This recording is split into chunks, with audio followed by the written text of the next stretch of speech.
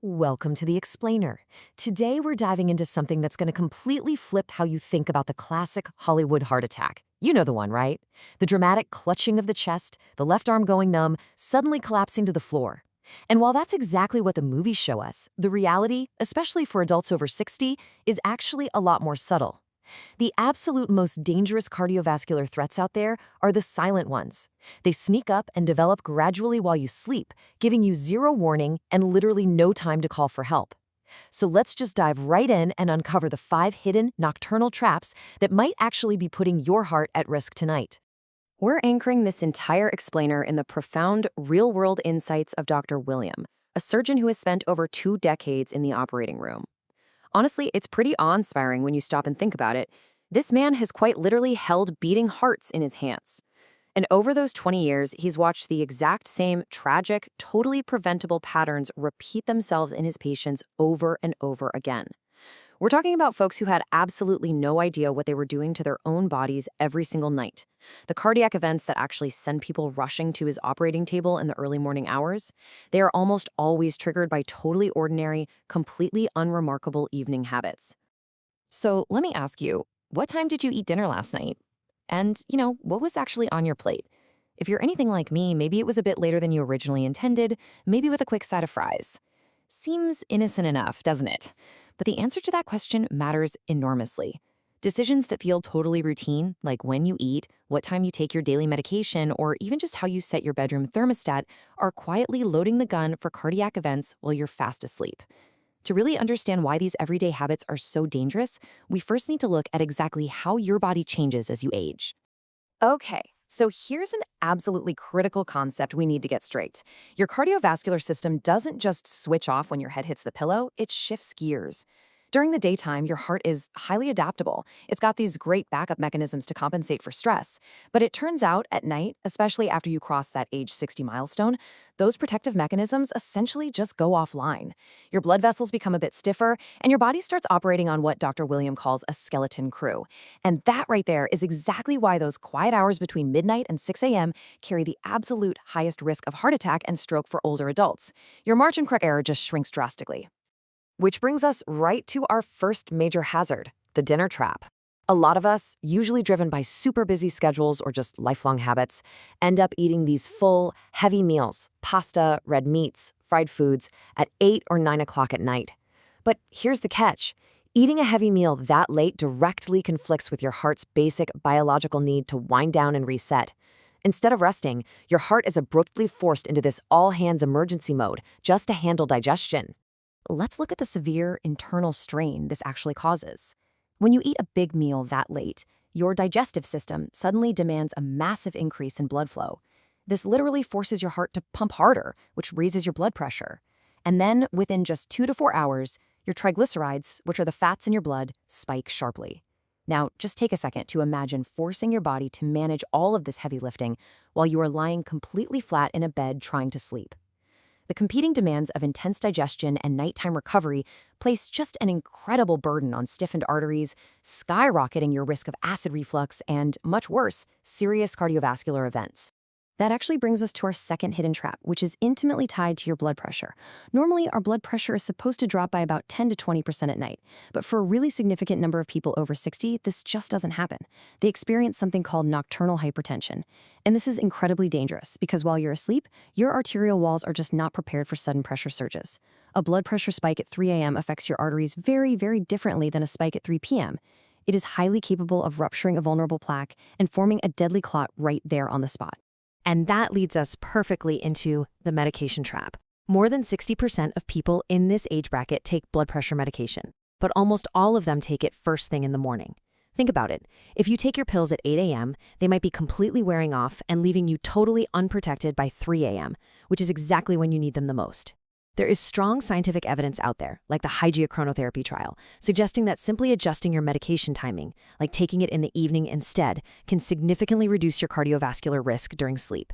So the absolutely crucial takeaway from the data is this. You must discuss chronotherapy with your doctor. Just learning that a simple 2-minute conversation about timing could quite literally save a life, that's mind-blowing. All right, let's shift gears for a minute and focus on the bedroom environment itself. Does anyone in your household snore? maybe it's your partner, or hey, maybe it's you. A lot of people just dismiss loud, irregular snoring as this harmless annoyance, something you joke about over breakfast. But listen to me. From a cardiac perspective, this is a glaring, flashing warning sign of heart disease until proven otherwise. Just take a look at this number for a second. 30%. Over a third of older adults suffer from some form of sleep apnea. And yet, the vast majority of these folks remain completely undiagnosed. They have absolutely no clue what kind of nightly trauma they are putting their own cardiovascular system through. During a sleep apnea episode, a person literally stops breathing for 10, 20, sometimes even 40 seconds at a time. Your blood oxygen levels just plummet. Your brain senses this crisis, hits the panic button, and immediately dumps adrenaline and cortisol straight into your system. Your heart rate violently accelerates and your blood pressure heavily spikes.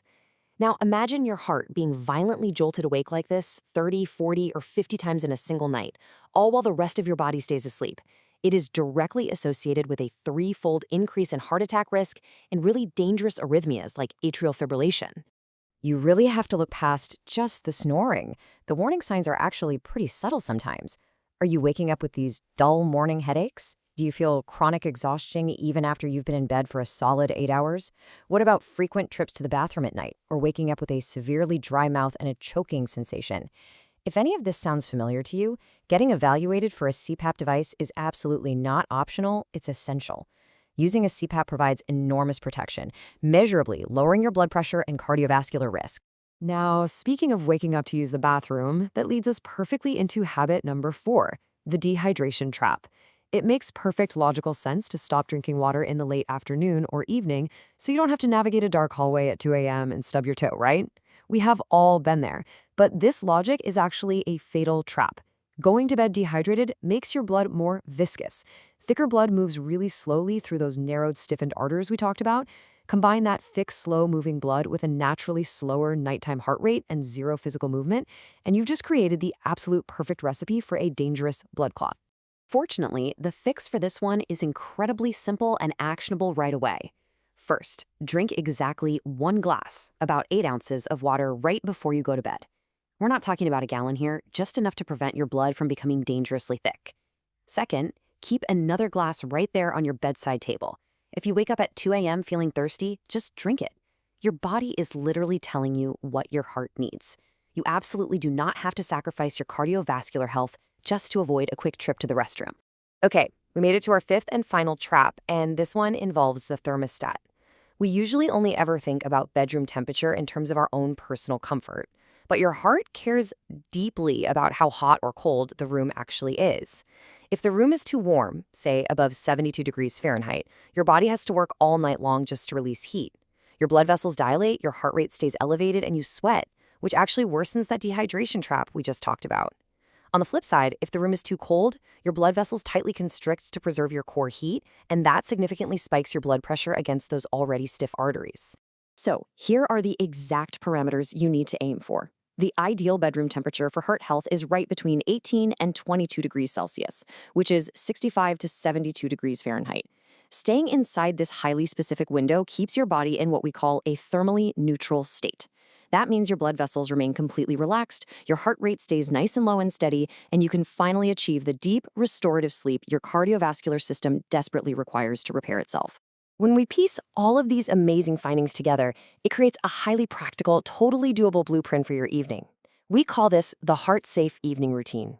It goes like this. Finish a sensible, balanced meal by 6 or 7 p.m. Around 7 p.m., take your evening medications, again, only after confirming that timing with your doctor, and get your hydration in check. By 8 p.m., begin a nice, calm, screen-free wind down. At 9 p.m., go ahead and adjust that thermostat to the safe 65 to 72 degree range. And by 10 p.m., try to be asleep. Oh, and a quick pro tip for you. Sleep on your side, not your back. It dramatically reduces airway obstruction if you suspect you might have sleep apnea. Learning all this was a real light bulb moment for me. Dr. William noted that most of the hearts he actually had to repair in the OR didn't fail because of some mysterious stroke of bad luck. No, they failed because of missing information. The patient simply had no idea that a late dinner, a missed pill timing, or some undiagnosed snoring were literally setting the stage for disaster. But thanks to his insights in this explainer, we aren't missing that information anymore. We are now armed with the exact knowledge required to protect our cardiovascular systems. So that brings us to the ultimate question. What are you going to do with this information tonight? Which of these 5 habits, the late dinners, the morning-only meds, the ignored snoring, the dehydration, or maybe having the wrong room temperature, do you actually recognize in yourself right now? Take action this very evening. Tweak your routine, consult your physician about your medication timing, and maybe even a sleep study.